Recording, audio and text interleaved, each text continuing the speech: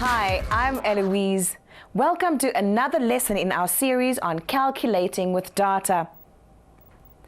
Today, Cindy is joining us to see what the next steps are in the data handling process. Hi everyone. Can you briefly tell us how the data handling process has helped you so far? Sure. We started off by collecting data from a sample of 100 students to find out what food we were going to sell at the concert, what parking and security was needed, and most of all, what band was going to play.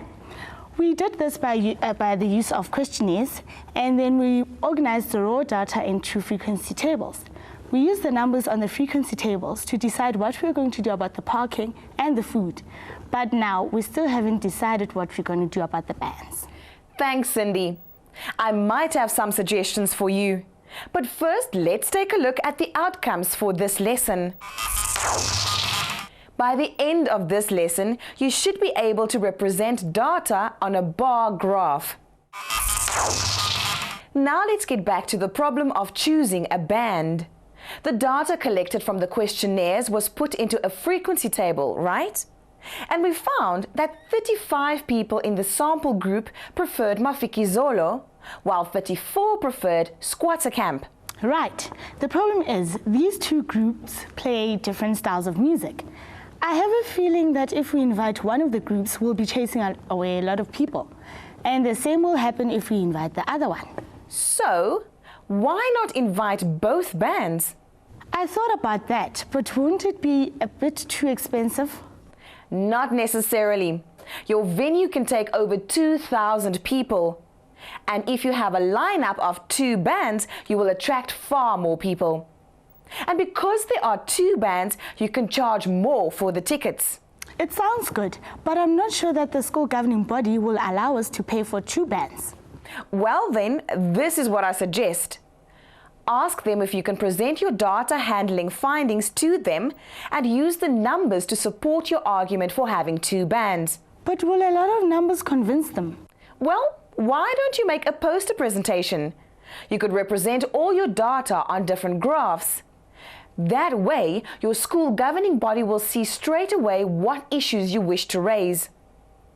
When it comes to representing the data collected, a graph is a very useful tool. Sounds great, and I'm sure that Gerard and Sigra will go for the graphs. Can you show me some examples? Sure.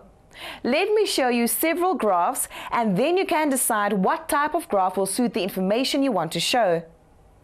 Here are 2 types that are often used to represent data: the bar graph and the pie graph or pie chart. Here is an example of a bar graph from a school. It shows what sports students want to do at school.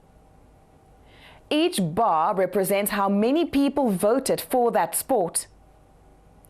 From the length of the bars, it's easy to see that more students want to do athletics than any other sport. Yes, I can see that. Just about 200 students actually vote for athletics. I personally love netball, but it seems like it just has 150 votes. Now, from this graph, can you tell how many learners were surveyed altogether? No, I can't, but I can add up the number of students for each sport though. You could do that, but can you see how the bar graph doesn't really show the total number of people surveyed? Now I've taken the same information about sports and represented it in a pie graph. On this graph, you can see that athletics has the biggest slice of the pie. This tells us that 30% of the students voted for athletics. And your favorite sport, netball, has 20% of the vote. But it still doesn't tell me how many people voted for netball.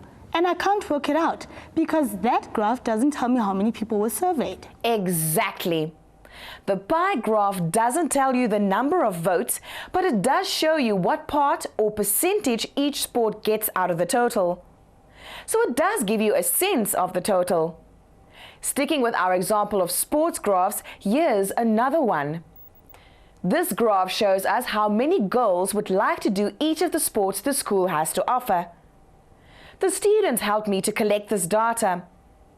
Then I represented all the data on a type of compound bar graph, sometimes called a dual bar graph.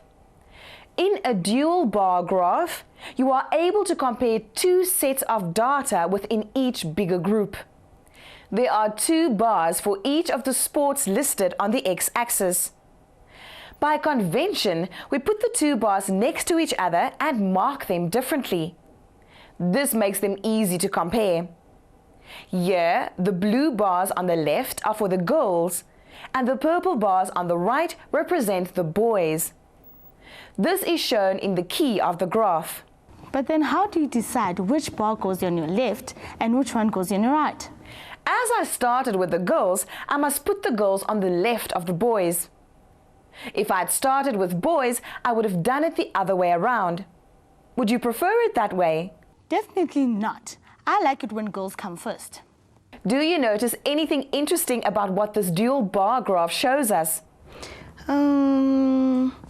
Yes, now we can see more girls voted for netball and more boys voted for soccer. And look how few girls voted for cricket. Right. Netball has always been seen as a girls' sport and soccer as a boys' sport. But that's beginning to change. Yes, I love soccer, and girls also played at our school. But what I find interesting is that if we just take the boys' part of the graph, then soccer is more popular than athletics. Correct. And you won't see that on a simple bar graph because it doesn't separate the boys' and the girls' choices. Now, here's one more graph I want to show you. The sectional bar graph. Using the same data for boys and girls, it can be represented like this. This graph has the bars from one group placed above the bars from the other group. In this case, I chose to put the purple bars representing the boys above the blue bars representing the girls. This graph is useful if you're interested in seeing the total of the two bars. It still compares the sports with each other, but it also shows what part of each total is boys and what part is girls. Well, that's it. I've shown you the different graphs you can use. Which do you think will be more useful for your data on the bands? For a start, we did not note whether our questionnaires were filled in by boys or girls, because we didn't think that information was important. So the dual bar graph and the sectional bar graph I will not use. Looking at the pie chart and the bar graph, I would prefer to use the bar graph because it's much more easier to compare the lengths of the bar graphs. That's fine. The bar graph will show the slight difference in the numbers between Mafikizolo and Squatter Camp. Although you could use a pie chart, it won't show this difference as clearly. So how do I go about drawing a graph? Firstly, it'll be easier to do it on squared paper so that you don't have to measure out each bar. Your bars will be easier to draw and your graph easier to read afterwards. So how big should the graph be? This is a really important question to consider for any graph. You need to work out how much space you need for the graph. It shouldn't be so small that we can't see it, or too big that it doesn't fit onto the page. To do this, you must choose a scale to use on the axes. First, consider the y-axis. This is where you need to fill in the number of people. Have a look at your frequency table. This means that we need to fit the numbers from 0 up to at least 35 on the y-axis.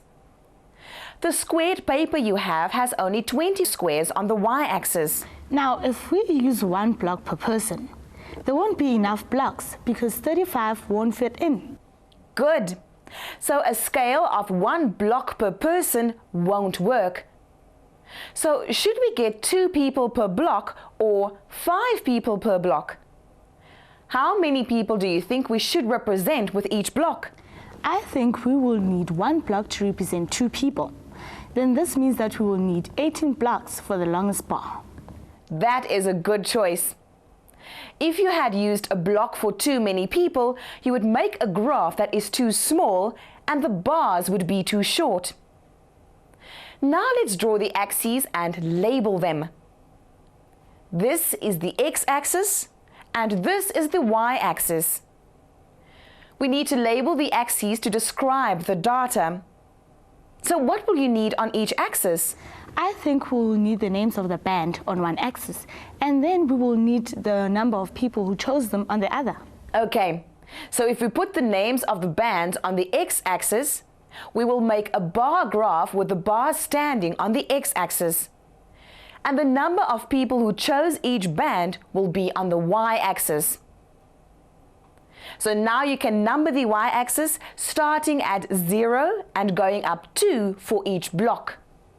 0, 2, 4, 6, 8, 10, 12, 34, and 36.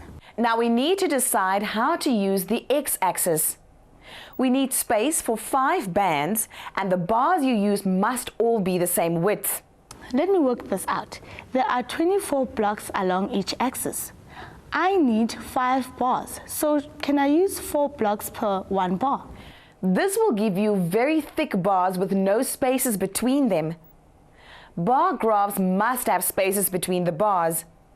Rather draw bars that are 2 blocks wide with a space of 1 block between each bar. Okay, I've put the labels in on the axis. Is it correct?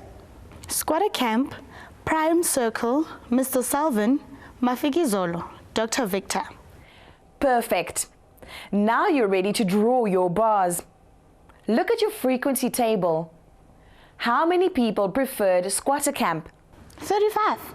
35 lies between 34 and 36. So you can draw the bar halfway between the 34 and 36. Okay, now I get it. Let me do the next one. Prime Circle had 15 people choosing them, so we can draw our bar halfway between 14 and 16. Mr. Salvin had 9 votes, while Mafikizolo had 34 votes, and 7 people preferred Dr. Victor. This looks great. Are we done? Not quite. You need to give your graph a title to describe the data. What do you think you should call it?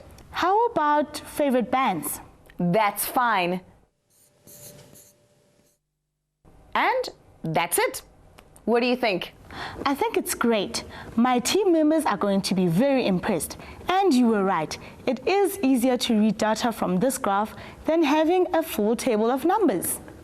If you take this graph to your school governing body, I think it will support your argument for having 2 bands. I think we should prepare graphs for the food and the parking. My team members will be very impressed of how organized we are. Good idea. And I think we should ask our viewers to help us.